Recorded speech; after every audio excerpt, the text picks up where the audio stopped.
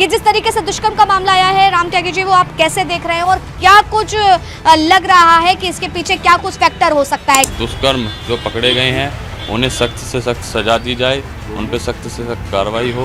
तरीके की चीजें जब सामने आती हैं दिल को भी कचोटती हैं और सोचने पे मजबूर करती है कि आखिर धर्म का मामला हर बार क्यों उठ करके सामने आता है। कि यह बहुत ही गलत है, ये किसी धर्म या किसी वो नहीं, एक लड़की की बात है और औरत हर धर्म में एक ही समान उसे इज्जत दी गई है। तो ये जिहादी लड़के हैं जो एक वो है, जबरदस्ती हिंदू लड़कियों को टारगेट बनाया जा रहा है। कि जनरली कोई सरकार नहीं होती, कोई परिवार नहीं होता, कोई जाति नहीं होती, कोई धर्म नहीं होता। अपराधी का ना कोई जाति है ना कोई धर्म है। कमियां समाज के अंदर हैं, कमियां परिवारों के अंदर हैं, संस्कार नहीं दिए जाते। आज के समय में बच्चों के पास संस्कार नहीं है। आप देखेंगे छोटे छोटे बच्चे इस तरह से सिगरेट पीते हैं, रोड पे किसी के साथ चेन स्नैचिंग कर रहे हैं, लूट कर रहे हैं। नमस्कार, आप देख रहे हैं न्यूज़ 1 इंडिया और मैं हूं आपके साथ आस्था तिवारी। इस वक्त गाजियाबाद में मौजूद हूं और गाजियाबाद से जो एक सनसनीखेज मामला आया है उसने कहीं ना कहीं पूरे शहर को शर्मसार भी किया है और सोचने पर मजबूर किया है कि आखिर इस देश में, इस शहर में क्राइम कब रुकेगा। किस तरीके से धर्म के नाम पर क्राइम हुआ, ये सवाल भी खड़े हो रहे हैं। क्योंकि आपको पूरा मामला बता दें कि जिस तरीके से एक लड़की के साथ में 3 युवकों ने दुष्कर्म किया और दुष्कर्म से पहले उसका नाम पूछा जाता है, उसका धर्म पूछा जाता है और उसके बाद उसके साथ दुष्कर्म किया जाता है। जब से ये मामला सामने आया है तब से सवाल खड़े हो रहे हैं कि लगातार आखिर ये धर्म के नाम पर जो जिहाद फैलाया जा रहा है, क्या कुछ कहानी है, इस पूरे मामले के पीछे क्या कुछ है। और इसी पर चर्चा करने के लिए हम यहाँ गाजियाबाद में मौजूद हैं और चर्चा करेंगे यहाँ की जनता से और जानने की कोशिश करेंगे कि लगातार जो इस तरीके के मामले सामने आ रहे हैं आखिर इस पर रोक कब लगेगी। ये जिस तरीके से दुष्कर्म का मामला आया है राम त्यागी जी, वो आप कैसे देख रहे हैं और क्या कुछ लग रहा है कि इसके पीछे क्या कुछ फैक्टर हो सकता है? क्या वाकई एक जिहाद को फैलाने का फैक्टर सबसे बड़ा देख रहे हैं?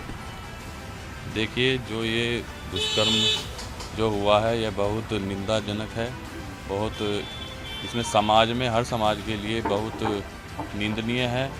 और मैं यही कहना चाहता हूँ कि जो अपने घर में, चाहे हमारी बहन हो या बेटी हो या कोई भी हो, जिसके साथ दुष्कर्म होता है वही पीड़ा को समझता है। तो हम सभी को इस पीड़ा को समझना चाहिए और जो दुष्कर्म जो पकड़े गए हैं उन्हें सख्त से सख्त सजा दी जाए, उन पे सख्त से सख्त कार्रवाई हो और एक कानून इन आरोपियों के लिए अलग से बनाया जाए। मैं अपने आदरणीय माननीय प्रधानमंत्री नरेंद्र मोदी जी से मिलकर यह बात रखना चाहूँगा कि जो ये दुष्कर्म आरोपी हैं इनके लिए एक अलग से कानून बनाया जाए और इन पे कार्रवाई हो।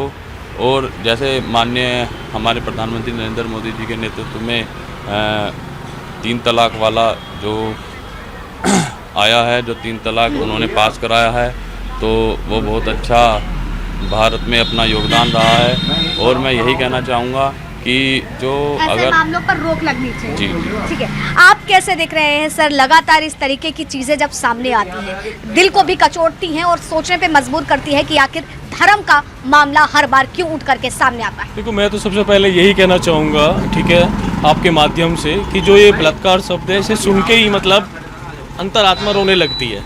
क्योंकि बलात्कार सिर्फ ये नहीं है कि मतलब एक बल प्रयोग किया जाना एक लड़की के साथ, ये बहुत ही दुराचार है। ठीक है, मैं इसकी बहुत बड़ी निंदा करता हूँ और यही समाज में एक संदेश देना चाहता हूँ कि यह बहुत ही गलत है।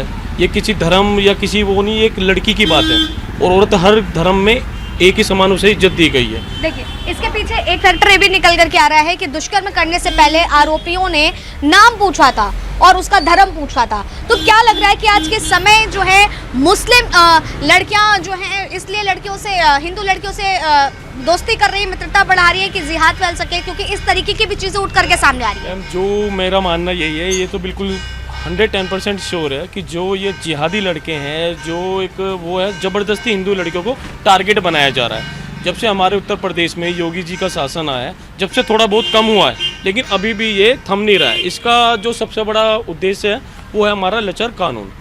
कानून अगर मजबूत हो जाए, ठीक है, तो तभी जाके कहीं इस अपराध को हम रोक सकते हैं। मेरा मानना यही है। तो अगर देखा जाए तो क्या लग रहा है कि ये सोची समझी साजिश विद प्लानिंग के साथ ये सारी चीज़ें हुई हैं? जितना भी आपने के इस मामले को पढ़ा है उस हिसाब से क्या लग रहा है? जितना ये मामला हमने पढ़ा है और जैसे जैसे मार्केट में और समाज में न्यूज़ में आपके जरिए पता चला है, उससे तो कहीं ना कहीं यही लगता है कि मैम ये ज़बरदस्त मतलब एक बहुत बड़ी साजिश है, ठीक है, हिंदी लड़कों को टारगेट बनाना। ठीक है, देखिए इनके हिसाब से लग रहा है, आप कैसे देख रहे हैं पूरे मामले को कि लगातार आखिर ये सारे मामले में अभी तक रोक क्यों नहीं लग पा रही है? देखिए, मैं आपको बता दूं, अपराध मेरी मानसिकता में है, अपराध कोई सरकार रोक ही नहीं सकती। जो हमारे यहाँ कानून बना है वो एक, जैसे अभी आपने देखा होगा 2012 में निर्भया कांड हुआ था, उसके बाद सुप्रीम कोर्ट के द्वारा बहुत ही सशक्त कानून बनाया गया, उसका अनुपालन सभी सरकारें कर रही हैं और आप देखेंगे कि अभी कानून व्यवस्था जो है पहले से अच्छी है। मैंने आपको अभी कहा कि अपराध जो है मेरी मानसिकता के अंदर है। अपराध की जननी कोई सरकार नहीं होती, कोई परिवार नहीं होता, कोई जाति नहीं होती, कोई धर्म नहीं होता। अपराधी का ना कोई जाति है ना कोई धर्म है। लेकिन तो अपराध में तो धर्म एक बड़ा मुद्दा दिख रहा है ना, कि जिस तरीके से वो आरोपी जो है पहले लड़की का नाम पूछते हैं और उसके बाद वो एक को बोलते हैं कि नहीं ये हमारी बिरादरी की, हम इसको जानते हैं, दूसरी लड़की हिंदू होती तो उसके साथ दुष्कर्म हो जाता है। जी, मैं आपको ये बता दूं, by profession I am lawyer और मैं ये सब चीज़ें देखता चला आ रहा हूँ।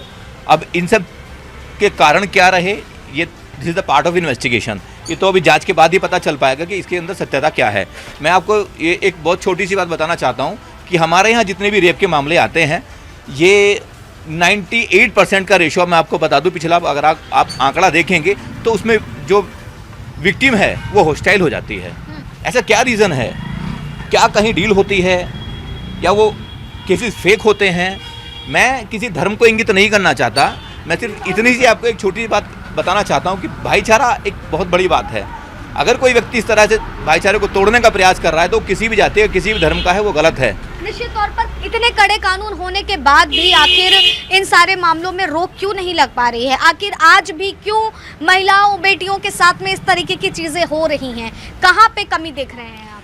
कमियां मेरे अंदर हैं, कमियां समाज के अंदर हैं, कमियां परिवारों के अंदर हैं। संस्कार नहीं दिए जाते। आज के समय में बच्चों के पास संस्कार नहीं है। आप देखेंगे छोटे छोटे बच्चे इस तरह से सिगरेट पीते हैं रोड पे, किसी के साथ चेन स्नैचिंग कर रहे हैं, लूट कर रहे हैं। उनकी एज क्या होगी? वो किसी जाति या धर्म से नहीं है। कोई माता पिता नहीं चाहता कि उसके बच्चे अपराध करें, कोई परिवार नहीं चाहता कि उसके बच्चे अपराध करें।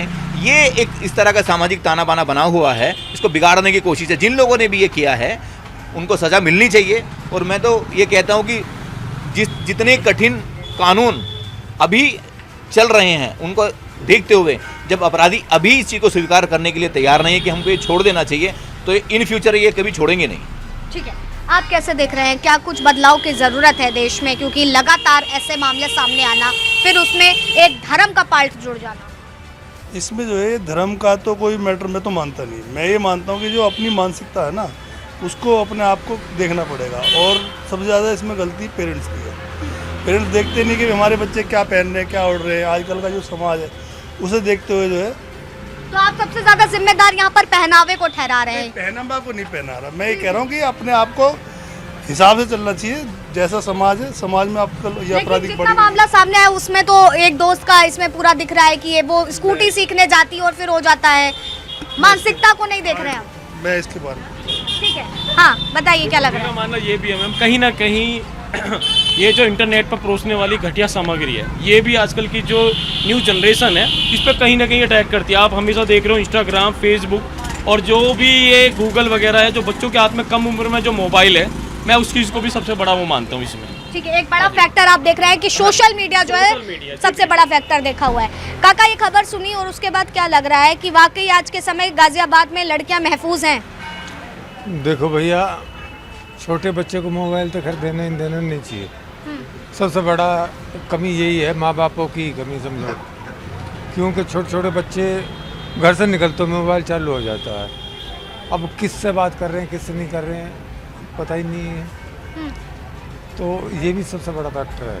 ठीक है, तो देखिए लगातार चर्चा इसी मुद्दे को लेकर के हो रही है कि गाजियाबाद में जिस तरीके से उस लड़की के साथ में दुष्कर्म हुआ और दुष्कर्म के बाद सबसे बड़ा जो मुद्दा उठ करके आ रहा है कि वो इस ऑफिस से निकलती है, अपनी सहेली के साथ स्कूटी सीखने जा रही होती है, जहाँ उसका एक पुरुष मित्र आता है, वो सिखाता है, लेकिन उसके बाद सिखाने की जगह जो है वहाँ पर एक घटना को अंजाम दिया जाता है जो वाकई निंदनीय है, दिल को कचोटने वाली है। और सवाल कहीं ना कहीं फिर से उठ जाता है कि क्या वाकई अब इन सारे मामलों में भी हम धर्म की राजनीति देखेंगे? क्या एक हिंदू मुस्लिम आज इतना बढ़ गया है कि धर्म के नाम पर दुष्कर्म होंगे? क्योंकि ये तमाम सवाल जो हैं लगातार खड़े हो रहे हैं। बहरहाल देखना होगा कि इन्वेस्टिगेशन में क्या कुछ सामने निकल करके आता है, लेकिन गाजियाबाद की जनता किस तरीके से इस मुद्दे को देख रही है वो साफ तौर पर आपके सामने है। फिलहाल तब तक के लिए आप बने रहें न्यूज़ वन इंडिया पर। कैमरा पर्सन विनीत के साथ आस्था तिवारी।